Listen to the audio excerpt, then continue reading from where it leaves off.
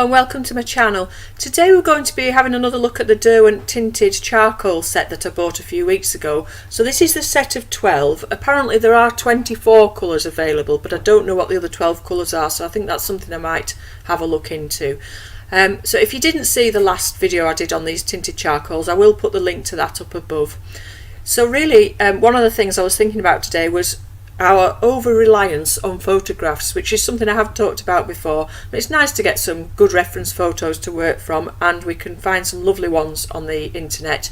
You'll know that I use Pixabay a lot, and there's some stunning work on there, some beautiful photographs to work from.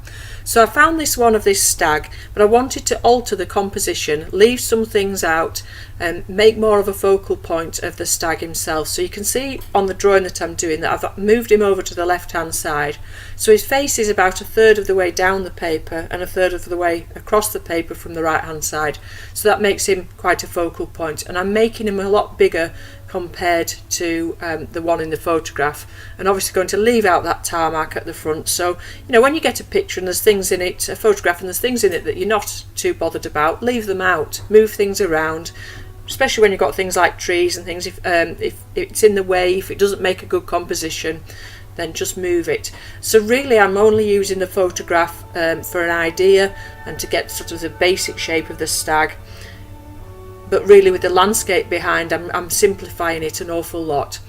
So I'm using the pencil, the retractable Pilot pencil, and I'm using an A3 pad, so it's quite a big drawing, and it's one Pink Pig pad from I think they're from Huddersfield, where they make the Pink Pig paper, which I do rather like. So like I say, using the set of 12, the difficulty with this set of 12 was there wasn't a colour that I would normally use for a stag and a Scottish landscape like this with all the bracken and things, which would be a burnt sienna.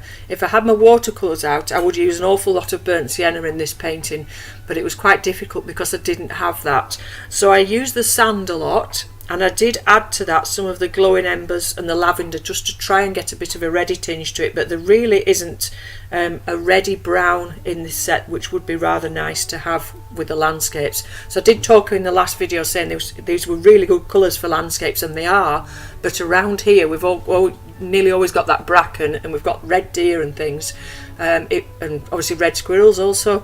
So it would be really nice to have something that was more of a sienna colour, but like I say, it might be in the other 12 that are available. I'll have to have a look into that. So the colours that I did use in the sky, I used, let me think, it was the natural one, which is like a pale grey and ocean deep, and then like I said, added the sand to that. So the sand's the colour that I've used most throughout this picture. The two greens I've used, and quite a bit of white. Like I said, added some of the glowing embers and the lavender just to put a little bit of some red tones in there, and use the same colours throughout the landscape that I used in the stag later on. So you see, I did struggle a little bit with the stag, whether to put too much detail in him or not enough detail in him, and like I say, struggled with the colours a little bit, but I think it worked out okay in the end.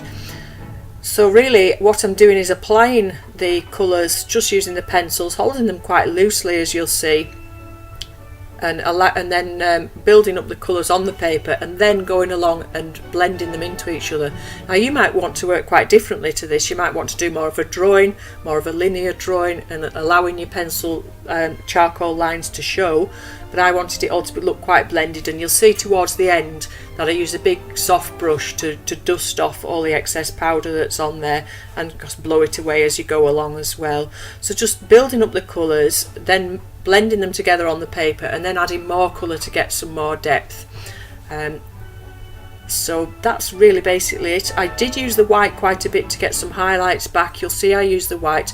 Now the white's a lot softer than any of the other colours, which does mean when you start to blend it in, you can soon have too much of it. So just be a bit careful with the white. It's a little bit too much in places because it blends in quite nicely because it's soft. So sharpening them, in another video that I saw where they were reviewing these pencils, they said they were difficult to sharpen and that they snapped off a lot when they were sharpening them. I don't find this at all. I've not had any problems sharpening them and them snapping off. They've been absolutely fine. So, but you're not going to get a really fine point, so you're not going to get a really detailed drawing. So when you come to doing the stag's face, you still want to, although we want more detail in the stag than in the landscape behind to try and bring the stag forward and make him the focal point, we're still not going to get masses of detail in him, in his eyes and things like that, because we've not got a really sharp point on the pencil. But I think the whole picture altogether is, you know, quite loose and not too detailed. So he sort of fits in with that, using the same colours and the same techniques that I use for the rest of the landscape. It just makes him part of that landscape really, and try to avoid fiddling too much with him and with his face. And I think I perhaps did overwork his face a little bit. Like I say, I was trying to think about the colours, especially where he has those lighter tones on his face. So just a little bit tricky, and like I say, I've not used these very much, so it's getting used to them. But I did enjoy doing it, and I'm quite pleased with how it's turned out overall. So this video itself is times 10 speeded up, so you can see it's well over an hour and a half or so it took me to do it. I did it over a couple of days actually, because the light was altering. I did do a little video on that last week or a week or two ago about the live stream when I was actually doing this. And the other thing I do need to apologise for is, as you go through the video, you will see that the light changes quite a bit and you end up seeing some shadows of my hands. The sun kept coming out from behind the clouds and it turned into a really sunny day at the end, so you'll see that the light does change a bit, and you might see the shadow of my brew as I keep stopping to have a brew. But yeah, so I've not really edited it at all. All I've done is speeded it up times 10. So it just gives you an idea of the whole process, and you can obviously pause it at spaces if you like. So I didn't rub any of my pencil lines out, and basically I as you can see with the landscape, I went all the way around him, left him to the last, just, you know, worked my way forward, starting with the sky and bringing the landscape forward. A little bit more detail in the foreground, but very little detail really in the landscape at all. The thing with the lake itself, or it's probably a loch rather than a lake, is to keep your lines horizontal, because of course water lies flat.